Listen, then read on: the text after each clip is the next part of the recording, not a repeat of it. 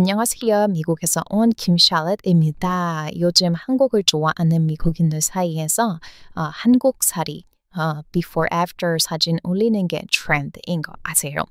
네, 한국에서 한 3달만 살아도 얼굴이 잘생기고 예뻐지는데 그냥 매력적으로 변하는 것뿐만이 아니라 여기엔 설명하기 어려운 뭔가 한국말로 하면 관상 같은 것도 변한다고 해서 사람들이 이 원리를 엄청 궁금해하고 있어요. 관상이 도대체 어떻게 변한 것인가?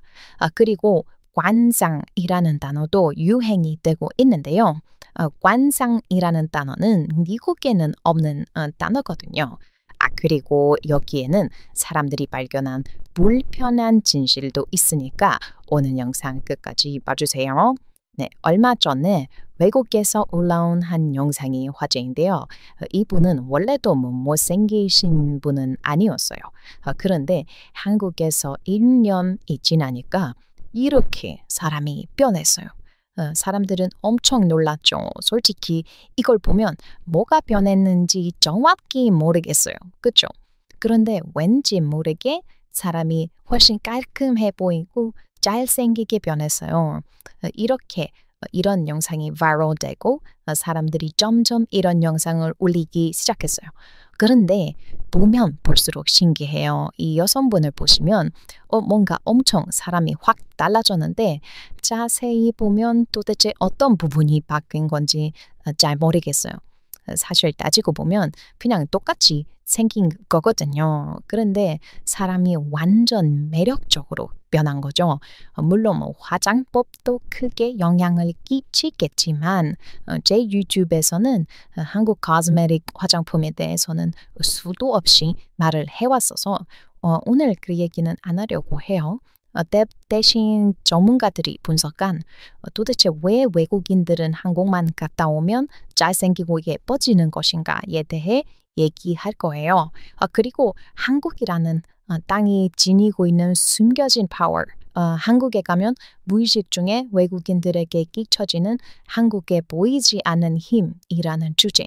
이게 오늘의 주제입니다.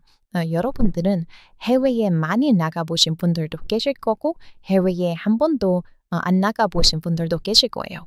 그런데 어떤 특정한 나라에 오래 있어 보신 분들은 아시겠지만 어떤 외국에 한 3개월에서 6개월 정도만 지내도 그 나라 사람들이 생각하는 방식처럼 우리의 뇌가 개조가 되는 거 알고 계세요?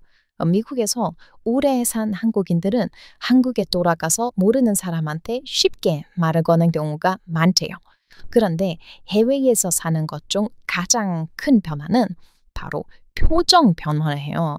사실 생각해 보시면 해외에서 오래 산 한국인들, 특히 유학파나 미국에서 태어난 완전 토종 한국인들을 보면 단번에 알 수 있을 것 같다는 느낌을 받아요.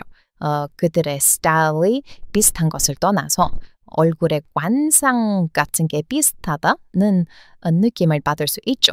그게 사실 얼굴의 생김새보다는 얼굴 표정을 다르게 쓰다 보니 얼굴이 점점 변화한 거예요. 전문가들이 말하기로는 자기가 있는 지역에서 자주 쓰이는 얼굴 근육들이 있는데 붙어있는 나라인 미국, 캐나다도 서로 자주 쓰이는 얼굴 근육이 다 다르대요. 한국도 마찬가지예요. 한국의 경우는 쓰이는 얼굴 근육이 정말 많이 달라요. 예를 들면 일본의 경우는 눈썹 근육을 상당히 많이 쓴다고 알고 있어요.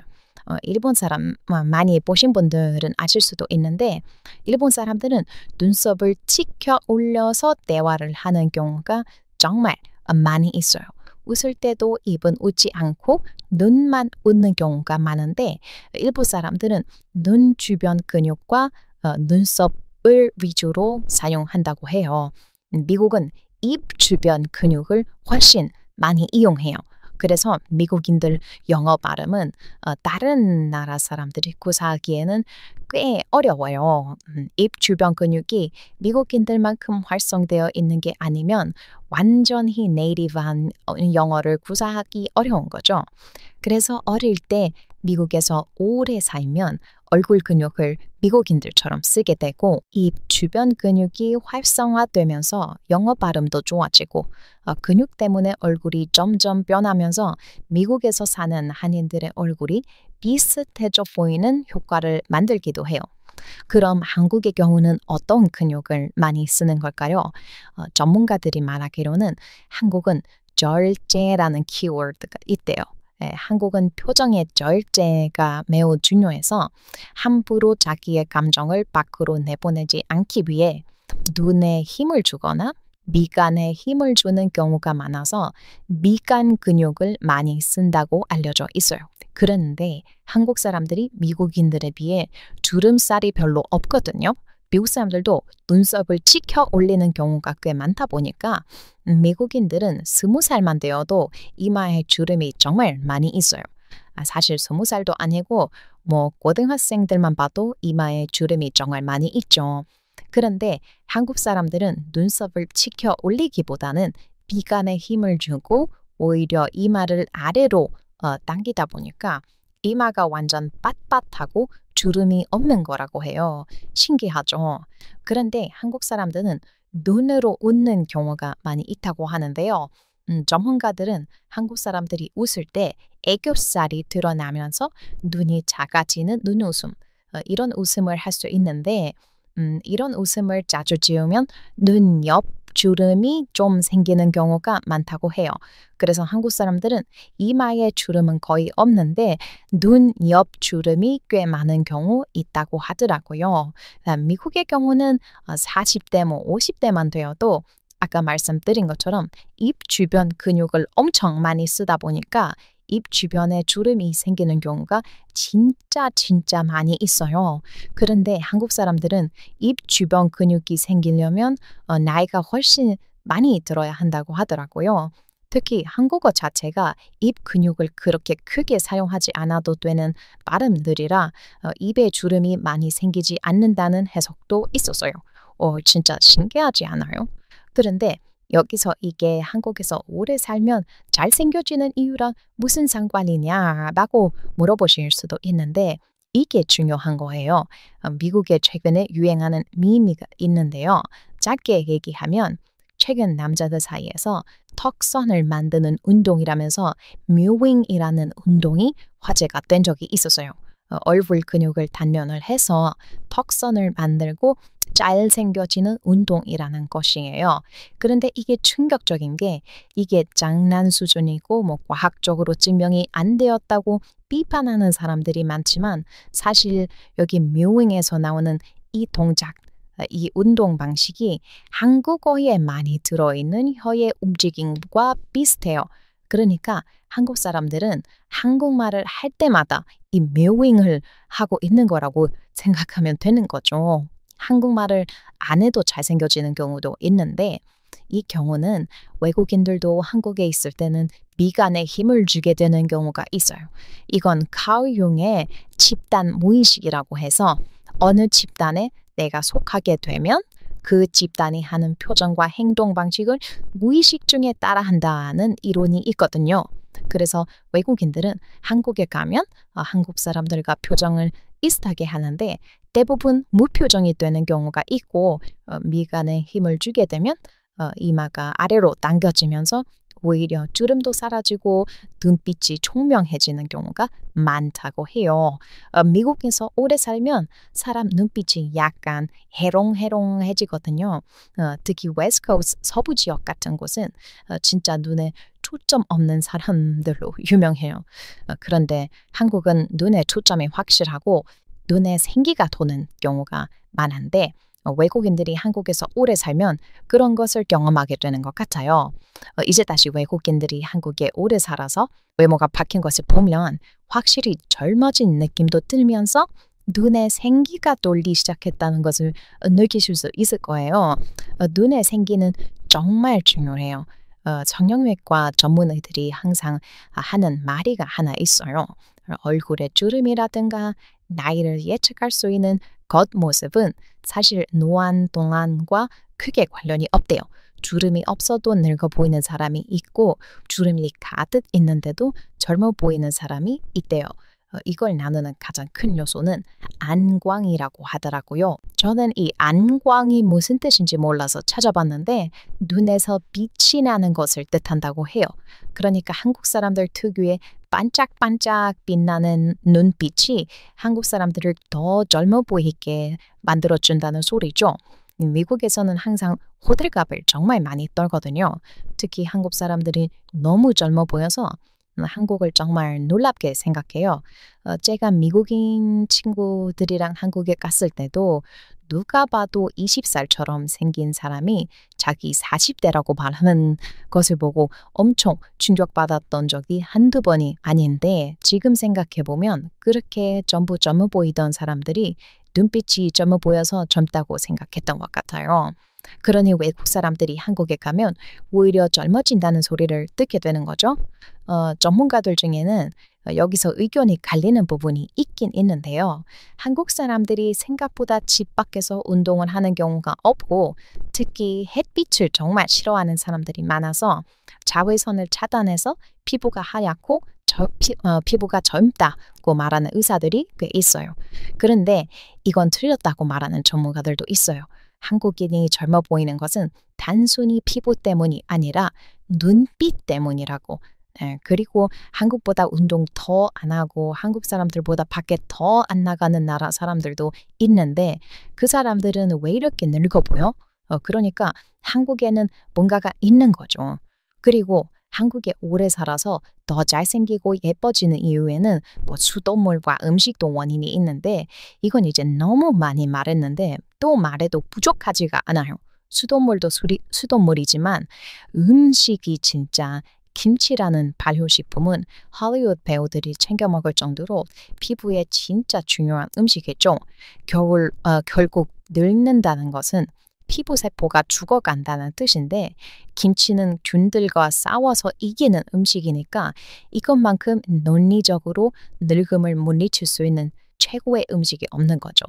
물론 뭐 미국 사람들도 요거트 많이 먹는 사람들이 있어요. 그런데 요거트 먹으면 얼마나 자주 먹겠어요?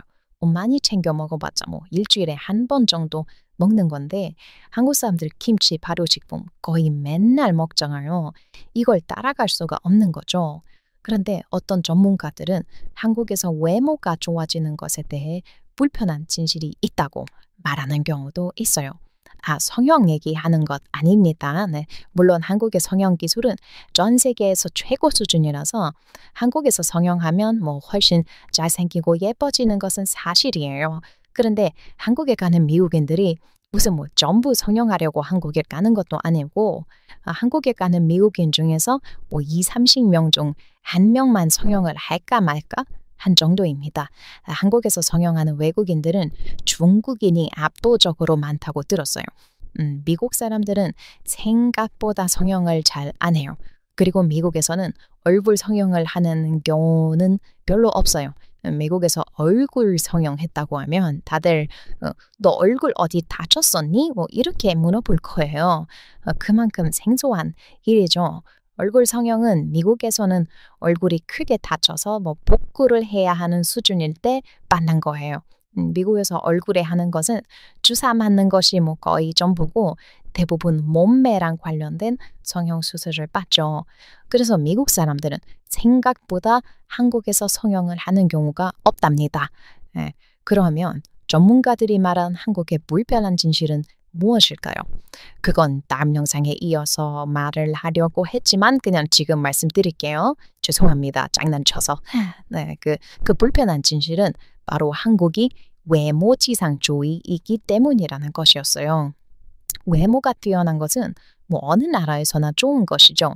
그런데 한국에서 외모는 특히 엄청난 힘을 가지고 있다고 이야기해요. 미국에서는 아무리 잘생기고 예쁜 사람이더라도 능력이 없고 돈이 없으면 패배자로 찍히는 경우가 많아요. 아니, 오히려 예쁘고 잘생긴 사람이 능력이 좋지 않다면 오히려 얼굴 값을 못하는 사람이라고 말하면서 욕 먹는 경우가 더 많이 있는 것 같아요. 그런데 한국에서는 다르다는 이야기가 많아요. 한국에서는 얼굴 자체가 능력인 것이죠. 능력이 없고 잘생기기만 한 사람이라는 말 자체가 한국에서는 성립이 안 되는 말인 거예요. 외모 자체가 능력이니까 외모만 좋다고 하는 것도 결국 능력이 좋다는 말이 되는 것이니까요.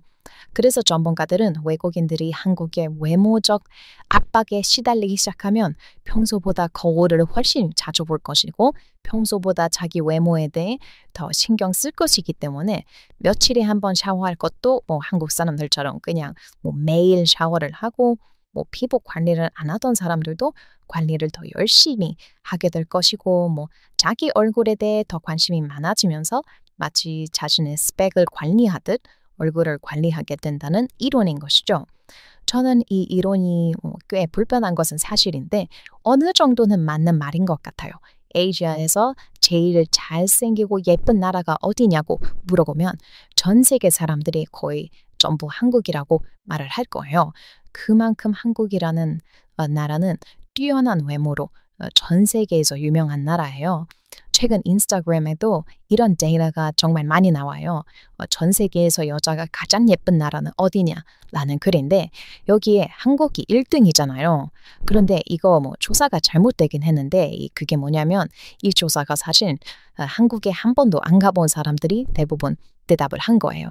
아무튼 어쨌든 전 세계 사람들이 생각하기에 한국이 가장 예쁜 사람이 많은 나라예요. 그만큼 한국은 전 세계의 기대를 한 몸에 받고 있고 전 세계적으로도 잘생기고 예쁘다는 편견이 있기 때문에 나는 못생기면 한국인 취급은 못 받겠구나 이런 생각이 무의식 중에 존재할 수도 있다는 말들이 있어요. 그리고 그런 나라에서 사는 외국인들은 훨씬 더 큰 압박을 받게 될 거예요. 나 한국에서 사는데 나 못생기면 여기서 나만 못생긴 거잖아. 그거는 싫어. 이렇게 생각하면서 자기 외모를 더 발전시킬 거예요. 그런데 이건 한편으로는 좋은 현상이지만 한편으로는 슬픈 현상이 되기도 해요. 사람들이 너무 자기 외모에 대해 신경을 써야 한다는 게 어떻게 보면 숨이 막힐 수도 있는 거니까요. 여러분은 이런 현상에 대해 어떻게 생각하시나요? 제가 유튜브 하는 이유는 제 생각을 여러분에게 전달해드리는 게 재미있어서도 있는데 여러분들이 달아주시는 댓글에 적힌 여러분들의 생각을 읽는 것도 재미있기 때문이에요. 댓글 달아주시면 거의 다 읽어보니까 부담 없이 달아주세요. 오늘 뭔가 진지한 얘기를 한 것 같은데 외국인의 시선으로 본 한국이 조금이나마 더 여러분에게 흥미롭게 다가갔으면 좋겠다는 생각입니다. 오늘 영상 재밌게 보셨다면 잊지 않고 좋아요 눌러주시면 그런데 제 한국인 구독자분들은 영상 다 보기도 전에 좋아요 눌렀다고 댓글 따지더라고요. 네, 한국 사람들 진짜 빠른 건 인정은 해야 해요. 정말. 네, 그럼 오늘도 함께 해주셔서 정말 고마워요. Thanks for watching. 미국에서 온 Tim Shalit